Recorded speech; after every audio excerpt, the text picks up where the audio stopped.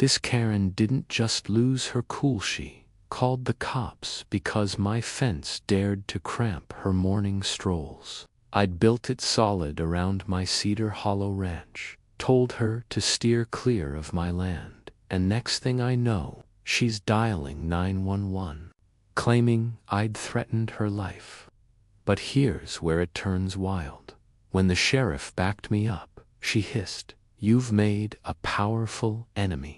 What followed was a suburban showdown so unhinged it could have been a movie. This woman rallied an entire town against me over a fence, and the revenge she unleashed will leave you speechless. Drop a comment where you're watching from. I could use some backup here. That morning, as I hammered the last board into my wooden fence, I felt a rare peace settle over me.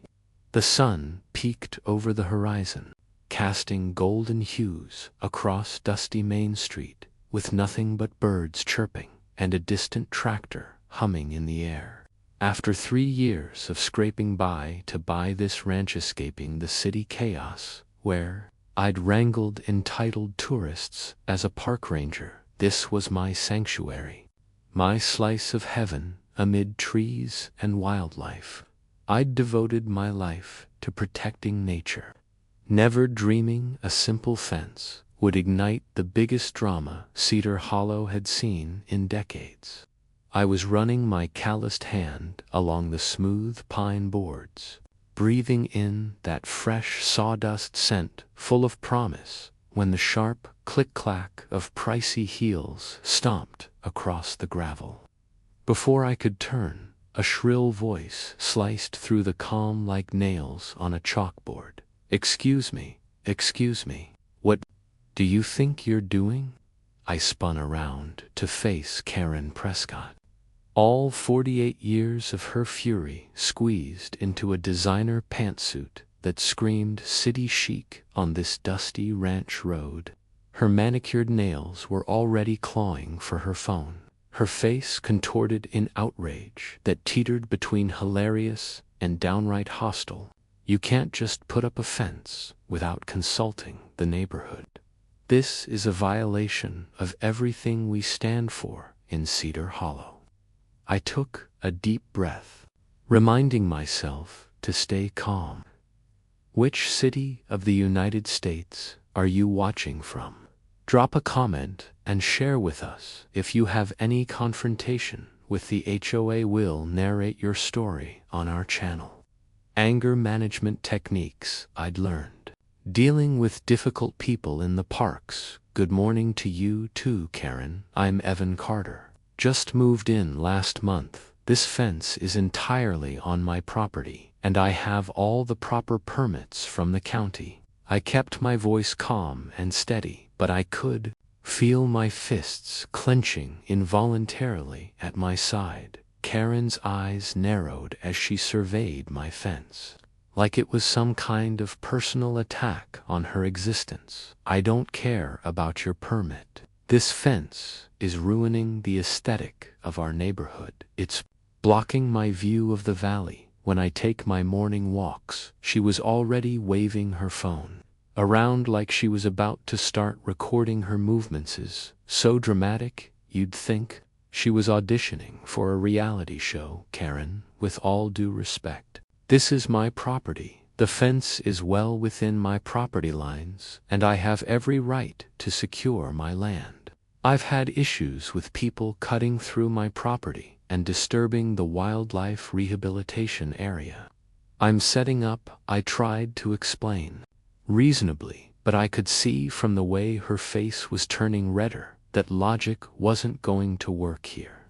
She took a step closer, and I could smell her overpowering perfume mixed with what I suspected was her third cup of coffee this morning. "Wildlife rehabilitation? You mean you're planning to bring dangerous animals here? This is a residential area, not some kind of zoo." Her voice kept getting louder and shriller, and I noticed old Walter Grayson peering out from his porch across the street, shaking his head in disgust. Walter had warned me about Karen when I first moved in, telling me how she'd once called the cops on him for his grass being half an inch too tall, according to her personal measurement system. He'd lived in Cedar Hollow for 30 years and had watched it transform from a peaceful farming community to what he called Karen's kingdom of chaos. Now he was leaning on his cane, grumbling something I couldn't quite hear, but was probably not suitable for polite company. That's when Karen did something that would become her signature move. She dramatically raised her phone to her ear and dialed 3 numbers. Hello, 911. Yes, I need to report a disturbance. There's a man here who's blocking public access with an illegal fence and threatening me. When I tried to discuss it civilly, my jaw dropped. Threatening her? All I done was explain my property rights, ma'am. I haven't threatened anyone. You came onto my property, uninvited, and started yelling about my perfectly legal fence, I said, loudly enough for the dispatcher to hear. Within 20 minutes, Sheriff Roy Bennett's patrol car pulled up. Roy was a good man in his 50s, fair and level-headed, with graying hair and the weathered look of someone who'd spent too many years dealing with small-town drama. Morning, Evan. Morning, Karen. What seems to be the problem here? His voice had that carefully neutral tone. Cops perfect after years of mediating disputes. Karen immediately launched into her tale, gesturing wildly at my fence. Like it was the Berlin Wall reincarnated. Roy listened patiently, occasionally nodding and making notes. When Karen finally paused for breath, he turned to me. Evan, do you have the permits for this fence? I nodded and pulled out the folder I'd wisely kept in my truck. Right here, Sheriff. Everything's been approved by the county property survey building permits. The works. Roy examined the papers, nodding approvingly. These all look in order to me. The fence is on your property, proper setback from the property line, appropriate height. I don't see any violation here. He handed the papers back and turned to Karen with a frown. Ma'am, filing a false 911 report is a serious matter. This gentleman has every right to fence his property. Karen's face went through several shades of red before settling on purple. This isn't over the HOA. We'll hear about this. We have standards in Cedar Hollow, and I won't let some newcomer destroy what we've built. She spun on her heel and marched off, but not before turning back and pointing at me like she was casting a curse. You've made a powerful enemy today, Mr. Carter. Roy tipped his hat thoughtfully as we watched her storm off. Between you and me, Evan, I'd rather be dealing with actual criminals than another one of Karen's crusades. This is her 20th call this year, and it's only June. After Roy left, I stood there looking at my fence, running my hand along the smooth boards that had somehow become battle lines. Walter hobbled over, thumping his cane with each step. Son, you just poked the hornet's nest. That woman's got nothing but time and spite. That evening I snapped a photo of the 911 incident report Roy had given me and posted it on the community board with the caption, Fence 1 Karen 0. From that day forward, I started recording every interaction. As I lay in bed that night, I could hear coyotes howling and thought about how I'd come here for peace. My phone buzzed with a text from Sophie at the farm supply store. Heard about your run-in with Karen? Good luck, Ranger boy. I stared at the ceiling, clenching my fists as I muttered, stay off my land. Karen thinks her 911 stunt scared me. Wait till she unleashes her next dirty trick. The next morning arrived with an official-looking envelope shoved under my door. The return address was from the Cedar Hollow Homeowners Association, and I didn't need 3 guesses to figure out who was behind it. Inside was a 3-page letter detailing alleged violations of HOA rules I didn't even know existed, complete with grainy photos of my fence taken from angles, suggesting someone had been creeping around my property at odd hours. The letter accused me of everything from disrupting visual harmony to creating an unsafe environment harboring dangerous wildlife. The language was so dramatic, it read like a bad legal thriller, but the kicker was the last paragraph demanding I tear down the fence within 7 days or face severe consequences, including legal action and community censure. I was still processing this literary masterpiece when Sophie Hayes knocked on my door, her farm supply store.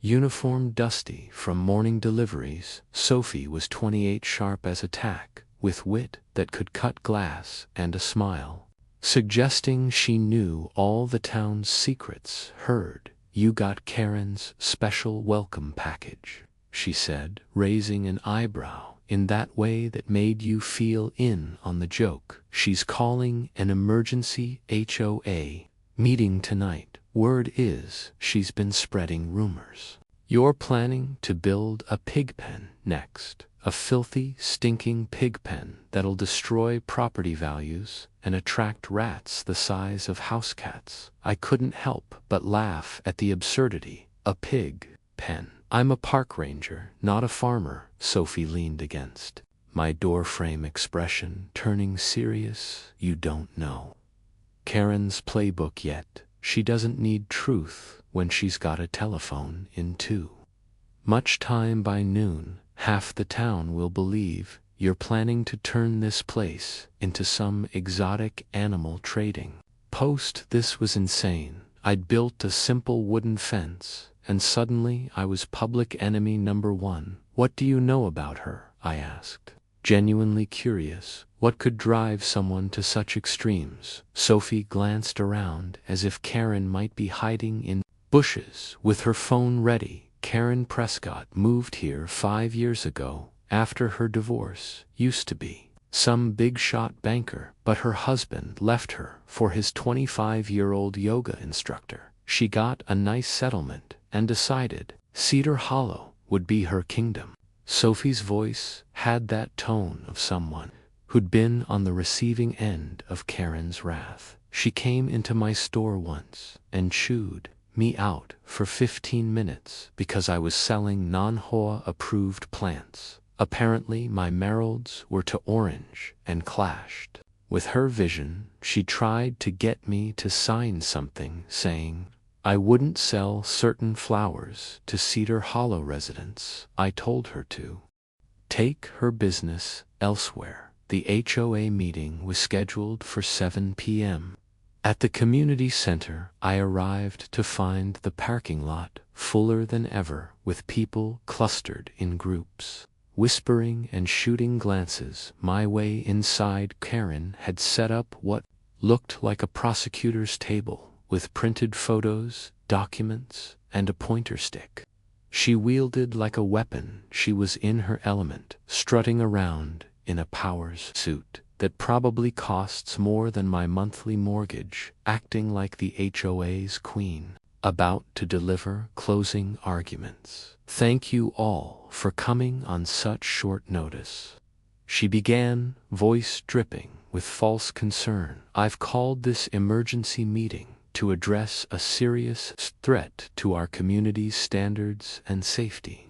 She clicked through a presentation that would have been impressive if it wasn't ridiculous. She'd photoshopped my fence to look taller and more imposing, added shadows that didn't exist, and included stock photos of wild boars and bears with captions suggesting these were animals I planned to bring. This is what our peaceful community faces, she announced, waving her pointer at a particularly ominous photo of my fence, edited to look like a prison wall. I stood up, pulling out my folder of documents. If I may address these concerns, I said, keeping my voice steady despite anger bubbling inside. First, this is the actual fence, not whatever creative editing we just saw I held up photos taken that morning, showing my modest 6ft fence well within code. Second, here's my building permit, approved by the county 3 weeks ago. Third, I'm not planning any animal sanctuary or pig pen. I occasionally rehabilitate injured wildlife as part of my work with the State Park Service, all properly licensed.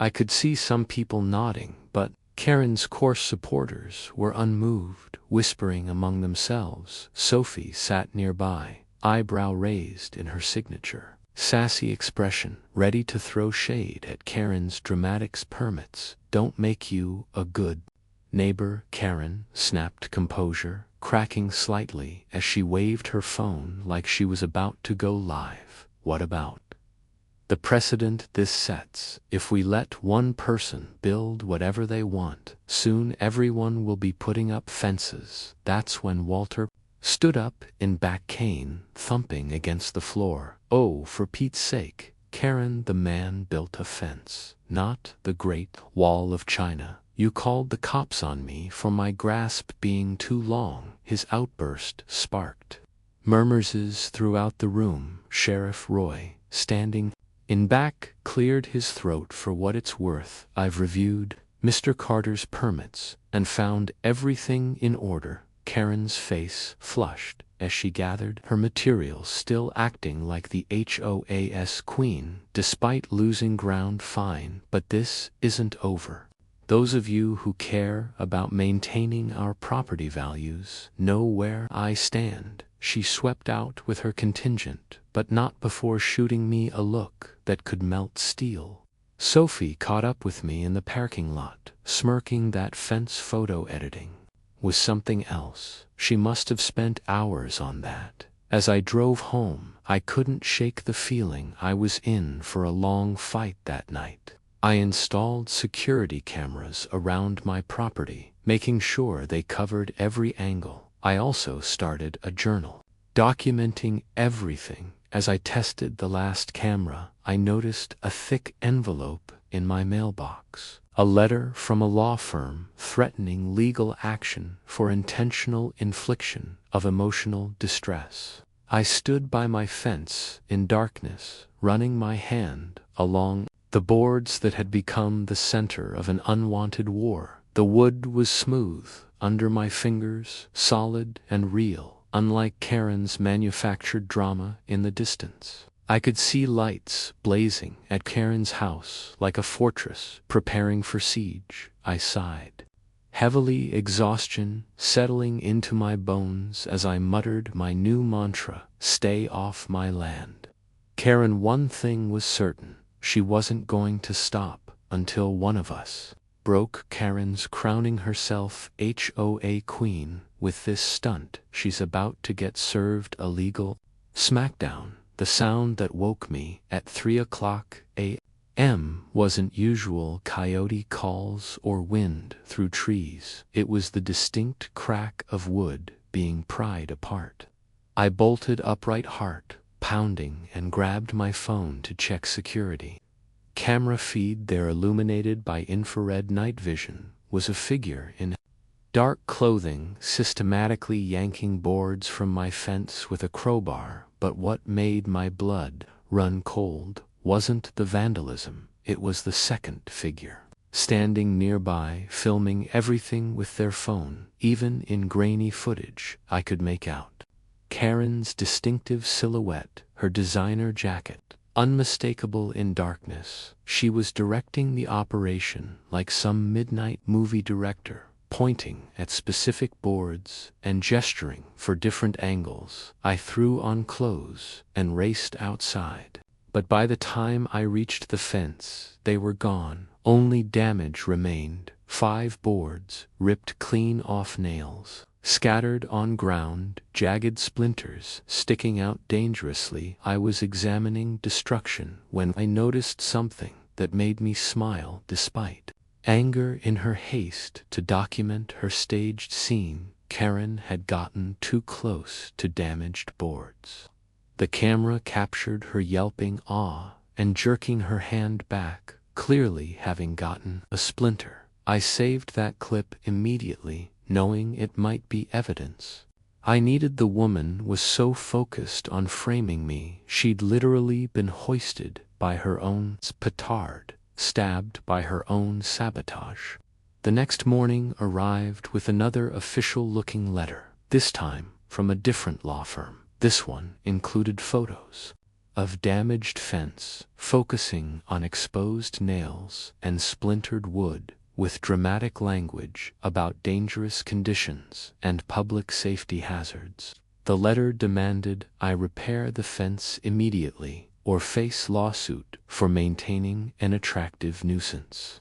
That could harm innocent pedestrian. The sheer audacity took my breath away. She damaged my property and was now threatening to sue me for damage she'd caused. It was like setting someone's house on fire, then citing them for having flammable materials. I sat at my kitchen table holding letter with shaking hands, feeling despair I hadn't experienced since darkest days in the city. Sophie showed up around noon with casserole and grim expression. Heard about midnight renovation job on your fence. Tom Williams saw trucks speeding away from your place around 3:30, said it looked like Joe Ramirez's pickup. She set casserole on counter and studied my face with concern. Joe's a handyman who does odd jobs for cash. Guess whose gutters he cleaned? Last week, the implications hung in air like smoke. Karen had hired someone to vandalize my fence so she could threaten me with results. I've got her on camera, I said quietly, showing Sophie footage on my phone. But what if it's not enough? What if she spins this? Somehow, Sophie watched, clip eyes widening when she heard Karen's distinctive yelp. Oh, this is gold. But you're right to be careful. I spent the afternoon repairing fence, each hammer blow feeling like small act of defiance. As I worked, I couldn't help notice cars slowing as they passed, drivers craning necks to see dangerous fence. Karen had been warning everyone about Walter, stopped by with fresh lemonade and stories of Karen's past victims. There was young couple, the Johnsons, lived, here 3 years ago. They painted house shade of blue. Karen didn't approve. She made their lives hell. Constant complaints, mysterious damage to property. Whisper campaigns at every town event. They lasted 8 months before moving. He thumped Kane against my newly repaired fence, testing sturdiness. But they didn't have what you have: video evidence of her crimes that evening. I got email that chilled me to bone from someone unidentified with subject line, "You're not the first." Attached were documents showing pattern of behavior going back years, police reports, HOA complaints, even restraining order from another town. Karen had done this before many times in different places. She was like locust, moving from community to community, establishing reign of terror until things got too hot. But what caught my eye was detail and report from 3 years ago. She'd been caught filing false insurance claim for vandalism she'd orchestrated herself. Case dropped when victim moved, but police report was damning. I forwarded everything and backed up in 3 different places. I was so absorbed researching Karen's history, I almost missed sound of footsteps on porch. Joe Ramirez stood there, cap in hand, looking like he'd rather be anywhere else. "Mr. Carter, I need to talk to you." His voice was rough with guilt and fear. "She hired me to mess with your fence. Said it was already damaged and needed documentation for insurance. I didn't know. I mean, figured something was off, but she paid cash." He trailed off, unable to meet my eyes. "Can't testify or nothing. She'd ruined my business, but wanted you to know. I'm sorry, and maybe you should know. She's planning something bigger." Heard her on phone talking about property lines and surveys. After Joe left, I sat on porch and gathering darkness, absently holding hammer I'd used to repair fence, weight of it in hand, was comforting, solid, and real in world that suddenly felt like shifting sand. I found myself muttering words that had become mantra.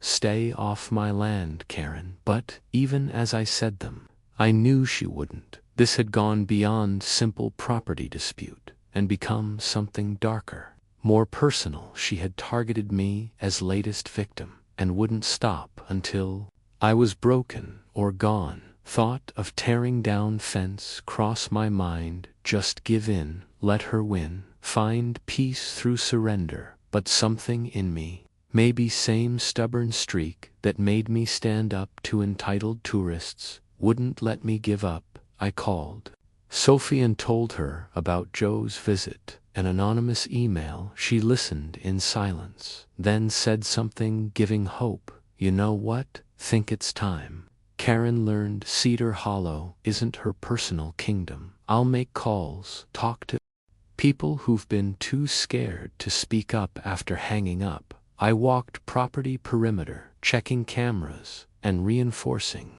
damaged fence section. Moon was full, casting strange shadows across yard and I could see Karen's house in distance, lights blazing. As dawn broke, I stood by fence again, coffee in hand, watching sunrise paint mountains pink and gold. Then I saw movement. Karen on her porch with binoculars, watching me even from distance.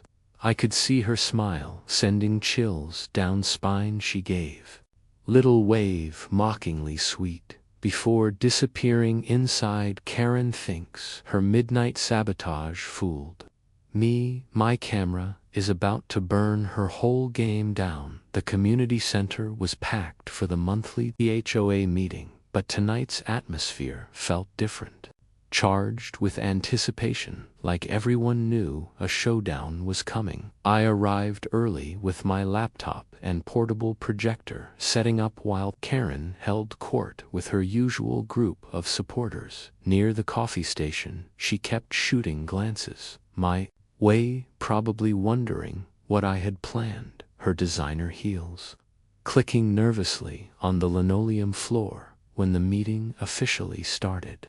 I waited patiently through the usual business budget reports, landscaping updates, complaints about teenagers skateboarding until we reached new business. That's when I raised my hand. I'd like to address the recent vandalism to my property and share some concerning footage with the community. Karen's face went pale for a moment before she recovered, standing up dramatically. This is highly irregular. You can't just hijack our meeting with unsubstantiated accusations. But several board members, tired of her theatrics, voted to let me speak. I connected my laptop and played the security footage on the big screen. The infrared images, crystal clear. Despite the darkness, there was Karen directing her hired hand as he destroyed my fence, and then the golden moment, her yelping as she got her splinter. The room erupted in whispers and gasps. Karen jumped up, waving her arms like she was conducting an orchestra of chaos. That's clearly doctored footage. These days anyone can fake a video. Mr. Carter is trying to frame me because I dared to stand up for our community's standards. But I wasn't done. I pulled up the anonymous email I'd received, displaying the documented pattern of Karen's behavior in other communities. This isn't the first time Miss Prescott has targeted newcomers. Here's a police report from 3 years ago where she was caught filing false insurance claims. Here's a restraining order from Riverside Heights. Here's testimony from the Johnson family, who she drove out of Cedar Hollow 2 years ago. The room had gone dead silent, except for the hum of the projector. Even Karen's loyal supporters were shifting uncomfortably in their seats, exchanging worried glances. These are lives, fabrications. Karen's voice had risen to a near shriek, her carefully styled hair starting to come undone. I've done nothing but try to maintain the quality of life in Cedar Hollow. If anyone should be investigated, it's him. She pointed at me like she was identifying a criminal in a lineup. He comes here, builds that monstrosity, threatens our property values, and now he's launching a smear campaign. But her performance was falling flat. People were looking at the evidence, not at her theatrical gestures. Walter stood up, slowly, his cane thumping against the floor with each step as he moved to the front. "I've lived in this town for 30 years, Walter began, his voice steady despite his age. Watched it grow from a farming community to what it is today, but in the last 5 years, since Karen arrived, I've seen neighbor turn against neighbor, good people driven away, and fear replaced friendship. She called the police on me 23 times, for everything from grass, height to the color of my mailbox. 23 times, he turned to face the crowd. How many of you have been threatened with HOA violations? How many have had mysterious damage to your property? After disagreeing with her, it's time we said enough. Several hands went up around the room, and people began sharing their stories. Martha talked about the 1,000 fine for her garden gnomes. The Petersons described how Karen had tried to force them to remove their children's playground. Sophie stood up and detailed the harassment over her store's plant selection. One by one, people found their voices, and the pattern became undeniable. Karen's face had gone from red to white to a concerning shade of purple. She clutched her designer purse like a life preserver, her eyes darting around the room looking for allies, but finding none. "This is a witch hunt," she sputtered. "You're all jealous of my success, my influence. I won't stand for this character assassination." She gathered her things, preparing for a dramatic exit, but Sheriff Roy stood up from the back of the room, his uniform giving weight to his words. "Miss Prescott, I've been keeping track of your calls to our department. In the past year alone, you've made 47 complaints, only 3 of which had any merit. You've wasted countless hours of police time and taxpayer money. This video evidence of vandalism is serious, and I'll be forwarding it to the district attorney." Karen froze at the door, her hand on the handle for a moment. I thought she might break down, might finally show some genuine emotion beyond rage and entitlement. Instead, she turned back with a sneer that would have made a rattlesnake proud. "You think you've won? This isn't over. I have resources. You can't imagine lawyers who eat small-town rangers for breakfast. By the time I'm done, you'll wish you'd never set foot in Cedar Hollow." She stormed out, slamming the doors so hard the windows rattled the room. Sat in stunned silence for a moment before someone started clapping. Soon the entire room was applauding, and I felt a weight lift from my shoulders. But even as neighbors came up to shake my hand and apologize for not speaking up sooner, I knew Karen was right about one thing. This wasn't over. Sophie caught up with me in the parking lot, her expression mixing triumph with concern. That was beautiful, watching her empire crumble. "But she's cornered now, and cornered. Animals are dangerous. You better watch your back." I nodded, loading my equipment into my truck. "I know, but at least now I'm not fighting alone." The whole town saw her true colors tonight. As I drove home, I noticed several neighbors had put up small American flags on their fences, a subtle show of support for property rights. It was a small gesture, but it meant everything that night. I sat on my porch, despite the late hour, looking out at my fence, standing strong in the moonlight. I'd won this battle, but Karen's threat echoed in my mind. She had money connections and a vindictiveness that bordered on pathological. Tomorrow would bring new challenges, but tonight I'd earned a moment of peace. The stars were bright above Cedar Hollow, and for the first time since this all started, I felt hope. I touched the smooth wood of my fence and smiled. "Stay off my land, Karen," I whispered to the night air. "Karen's scam got busted, but she's brewing a lie so twisted, it'll choke her." The certified letter arrived exactly 1 week after the HOA meeting disaster, delivered by a nervous postal worker who practically threw it at me before speeding away. Inside was an official-looking document from the Cedar Hollow Town Board claiming my fence encroached on public land by 3 feet. Attached were surveyed documents, property maps with official seals, and a demolition order, giving me 10 days to remove the fence or face fines of $500 per day. My hands trembled as I read through the legalese, each word hammering home the reality that Karen had found a new angle of attack, but something felt off about the documents. The paper too new, the signatures slightly smudged, the seal not quite centered. I immediately called the town office, but the secretary claimed no knowledge of any demolition order. "You'll have to come in person with those documents," she said, sounding puzzled. "We haven't issued any fence orders this month." My suspicions growing, I drove straight to town hall, where the clerk examined the papers with increasing alarm. "Mr. Carter, these are forgeries. Good ones, but forgeries nonetheless.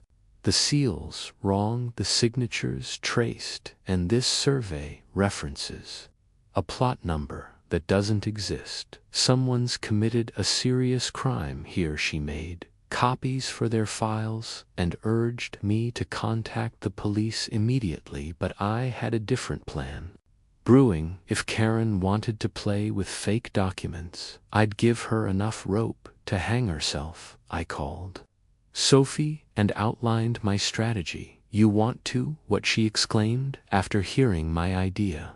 "That's either brilliant or insane, maybe both." Within hours, we'd set everything in motion. I drafted a response letter to Karen, apologizing for the misunderstanding and agreeing to discuss the fence situation at the next town board meeting. I made sure to word it vaguely enough to seem like I was caving to her demands without actually admitting anything. Karen took the bait. Immediately, she showed up at the town board meeting, clutching a thick folder, wearing her most expensive suit, and radiating smugness like a beacon. "Ladies and gentlemen of the board," she began, not waiting to be recognized, "I'm here to present evidence that Mr. Carter's fence violates town property boundaries." She spread her forged documents across the table with a flourish, pointing at the fake survey marks. "As you can see,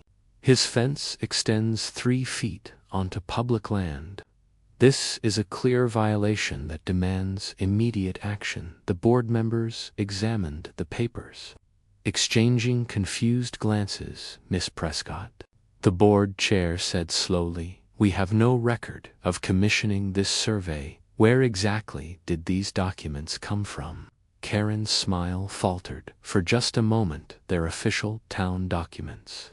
I obtained them through proper channels." She was lying with such confidence that I almost admired her audacity, but I'd learned her tells the slight twitch of her left eye, the way she gripped her designer purse a little too tightly. This was my moment. I stood up calmly, pulling out my phone. "Miss Prescott, these documents look remarkably similar to the ones you tried to use in your lawsuit against the Millers in Riverside Heights. Remember the case where you were caught forging property lines?" The room went dead silent. Karen's face drained of color as she realized the trap. "I don't know what you're talking about," she stammered.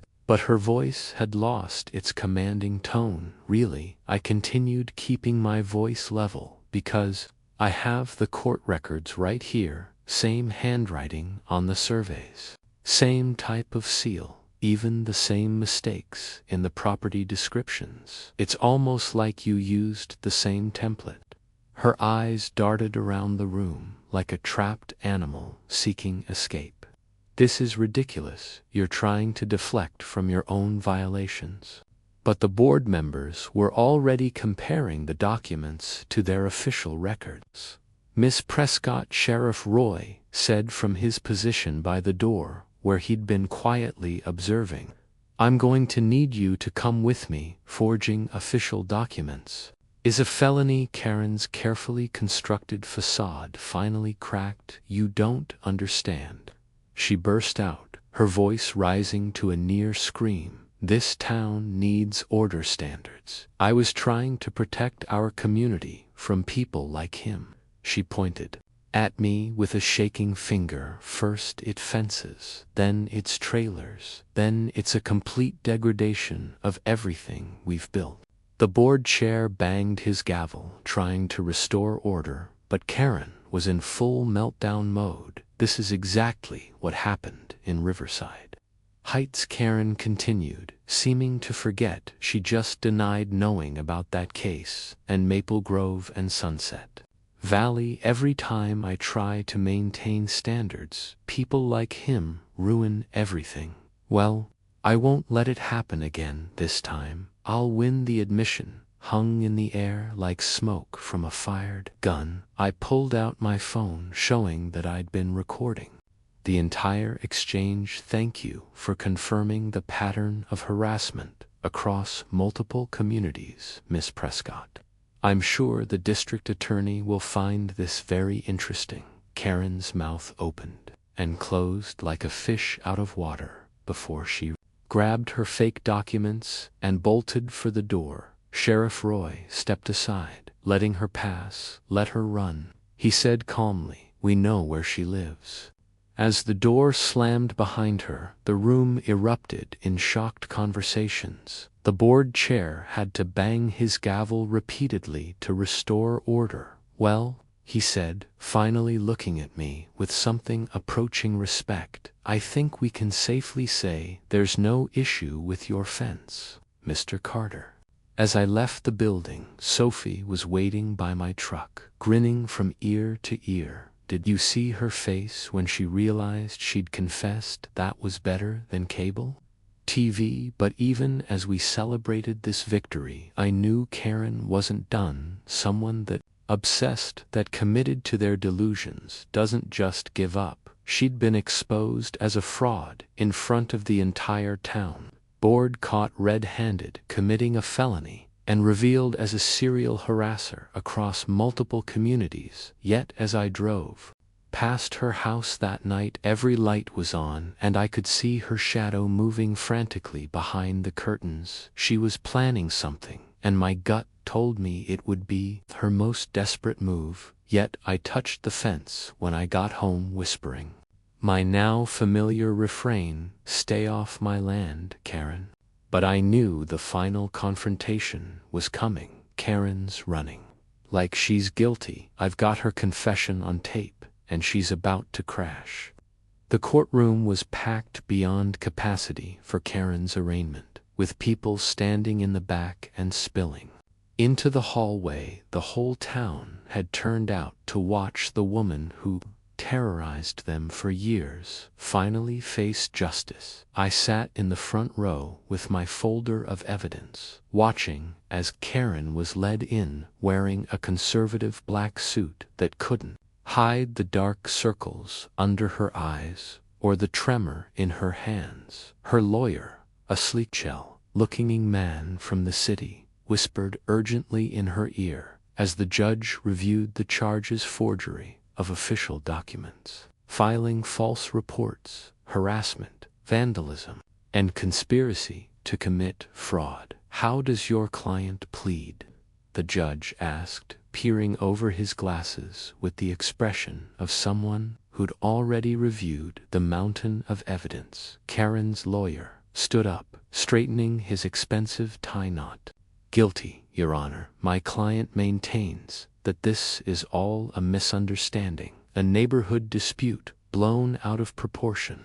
But even he didn't sound convinced. The prosecutor, a nonsense woman named Jennifer Martinez, presented the evidence methodically: the security footage, the forged documents, testimonies from dozens of Cedar Hollow residents, and records from 3 other communities where Karen had pulled similar stunts, Your Honor, Martinez said, holding up a thick file.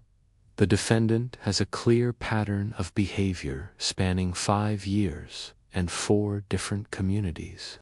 She systematically harassed neighbors, filed false complaints, and when that didn't work, resorted to forgery and property destruction. This isn't a misunderstanding, it's a calculated campaign of intimidation. Karen sat rigid in her chair, her face a mask of fury and disbelief. Occasionally she'd whisper frantically to her lawyer, gesturing wildly, but he kept shaking his head. The evidence was overwhelming, undeniable, and beautifully documented. Thanks to the security cameras and the community's collective testimony, when it came time for victims to speak, the line stretched to the door. Walter went first, leaning heavily on his cane as he described years of harassment. Martha followed, explaining how Karen's false complaints had cost her thousands in legal fees. The Petersons talked about considering selling their dream home just to escape her. Sophie detailed the economic impact on her business. From Karen's smear campaign, one by one, the people of Cedar Hollow found their voices, painting a picture of a woman who'd turned their peaceful town into her personal kingdom of control. I was the last to speak, presenting the timeline of events from the first fence complaint to the forged demolition order. Your Honor, I concluded, I came to Cedar Hollow seeking peace and community. Instead, I found myself targeted by someone who views any deviation from her personal standards as a threat requiring elimination.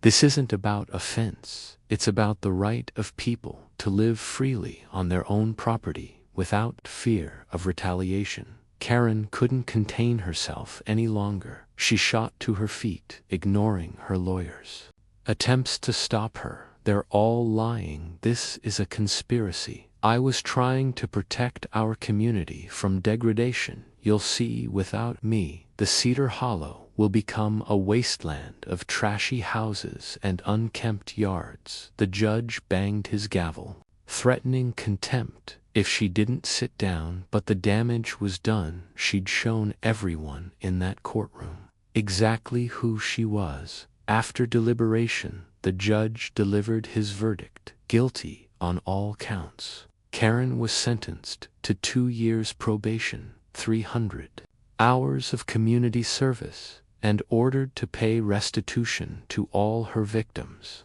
Additionally, she was banned from serving on any HOA board and required to undergo anger management therapy. As Prescott, the judge, said sternly, you've abused systems meant to protect communities and turn them into weapons for your personal vendettas. This behavior stops now. As Karen was let out, she turned back one last time, her eyes finding mine in the crowd. The look she gave me should have been triumphant. After all, she'd promised to destroy me instead. I saw something else: defeat, confusion, and maybe just a hint of recognition that she'd created her own downfall. Outside the courthouse, the crowd erupted in celebration. People hugged, laughed, and shared stories of freedom from Karen's reign of terror. Sophie organized an impromptu gathering at the community center, what she called a Liberation Day party. The local newspaper ran the headline, "Fence Dispute Exposes Serial Harasser," with a photo of Karen being led away in handcuffs. But the strangest moment came 3 days later, when I found an envelope On my porch, no postmark, hand-delivered inside, was a letter in Karen's distinctive handwriting. You won, but ask yourself, without me, who will maintain standards? Who will keep this town from sliding into chaos? You'll see, they'll thank me someday. Even in defeat, she couldn't admit wrongdoing to her. She was still the hero of her own story, the last defender of civilization against the barbarian hordes of people who dared to paint their houses the wrong shade or let their grass grow an inch too long. I crumpled the letter and tossed it in the trash, then stood by my fence as the sun set over Cedar Hollow. The wood was warm under my hand, solid and reassuring around the neighborhood. I could see people relaxing on their porches, kids playing in yards without fear of complaints, and neighbors actually talking to each other instead of whispering behind closed doors. The community was healing, learning to be neighbors again instead of potential combatants in Karen's war on imperfection. Sheriff Roy stopped by that evening, tipping his hat as he surveyed the fence. You did good, Evan. Took someone standing up to her to break her hold on this town. He paused, then smiled, though I'll admit I'm going to miss the excitement. 20 calls a year from her kept us on our toes. We both laughed, knowing that boring was exactly what Cedar Hollow needed. As night fell, I heard music from Sophie's backyard. She was hosting a barbecue for everyone who testified. The sound of laughter and conversation drifted over my fence, the sound of a community remembering how to be happy. I smiled and headed over to join them, pausing only to pat my fence and whisper one last time, "Stay off my land, Karen."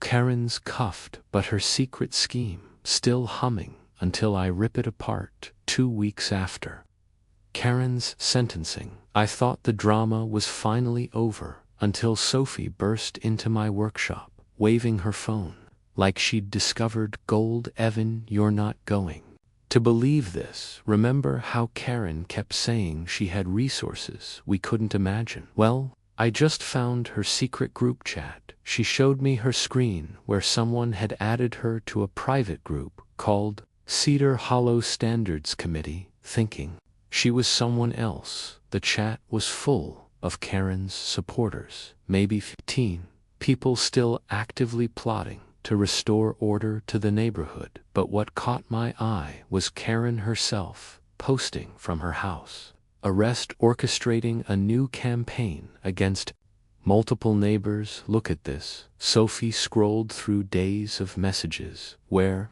Karen was instructing her followers to document every minor infraction, planning coordinated complaint campaigns, and even discussing hiring lawyers to challenge the court's ruling. The woman couldn't help herself, even facing legal consequences. She was building another harassment network. But the real shock came when I saw my name mentioned repeatedly. Phase 2, Evan Carter, was an actual agenda item, complete with strategies to make my life miserable through legal but aggressive tactics. They'd researched property tax records, my employment history, even my social media from years ago, looking for anything to use against me. We need to expose this, I said.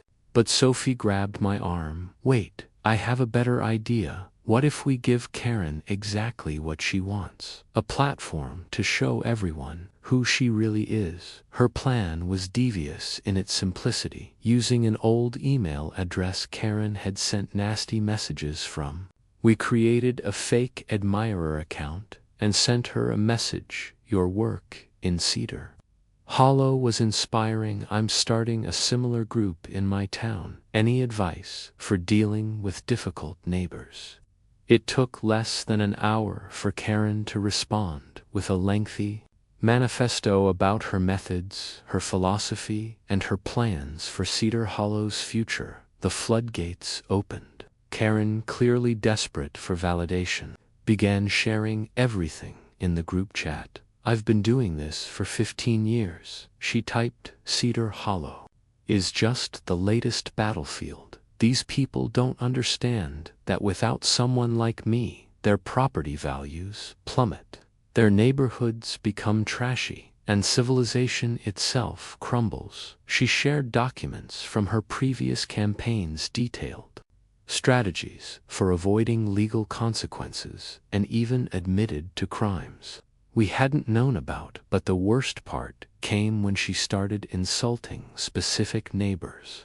Walter's so old, he probably won't last another winter. Martha's garden gnomes are as tacky as her divorce. Sophie's store is a blight. I'll shut it down eventually. She saved special venom for me.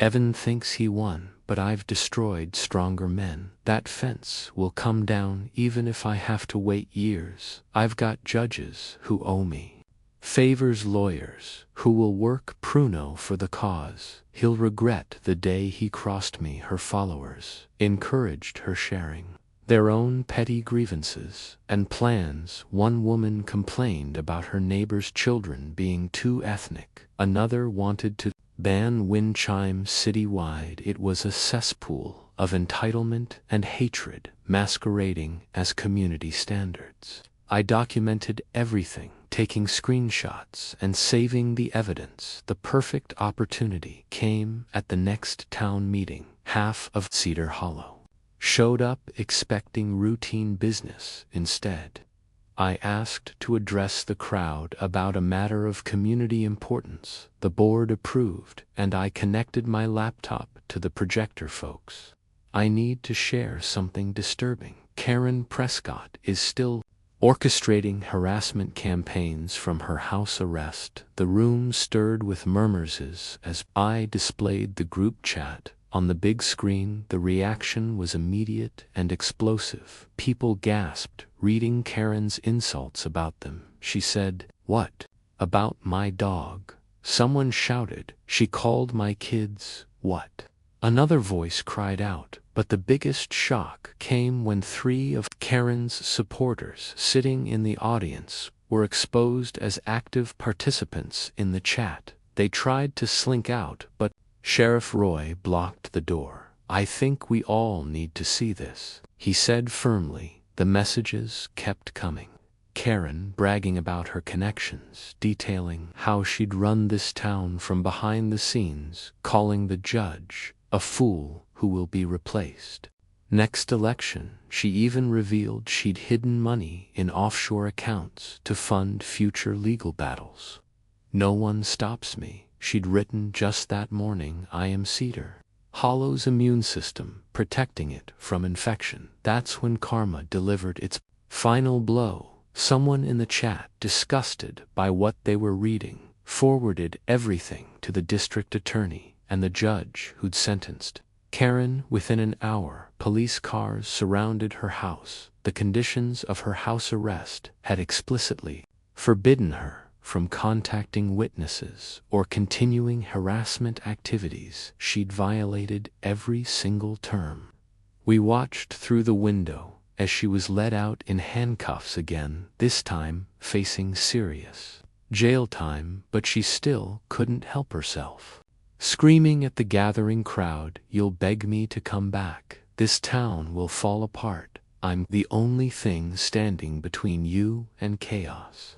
Sophie pulled out her phone and started streaming live. "Y'all seeing this? The queen of HOA drama getting dethroned again."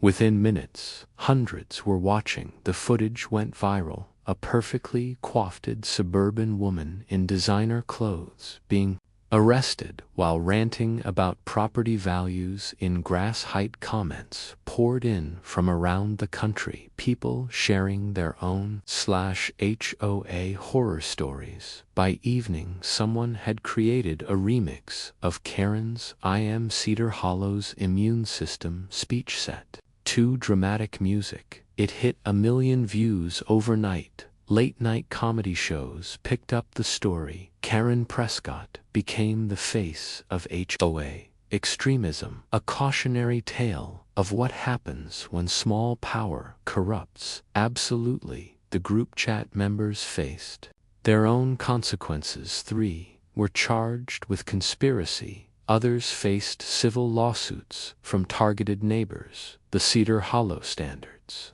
Committee disbanded in disgrace. Karen's house went up for sale. Within a month, she needed the money for legal fees. Walter bought her prized rose garden at auction and immediately planted non-HOA-approved marigolds. Just for spite, at the celebration barbecue, the whole town showed up. I stood by my fence, now decorated with lights for the occasion, and raised my beer to Cedar Hollow. May it always be a place where people can live freely, paint their houses any damn color they want, and build fences without fear. The crowd cheered, and Sophie clapped me on the shoulder. You didn't just save your fence, Evan.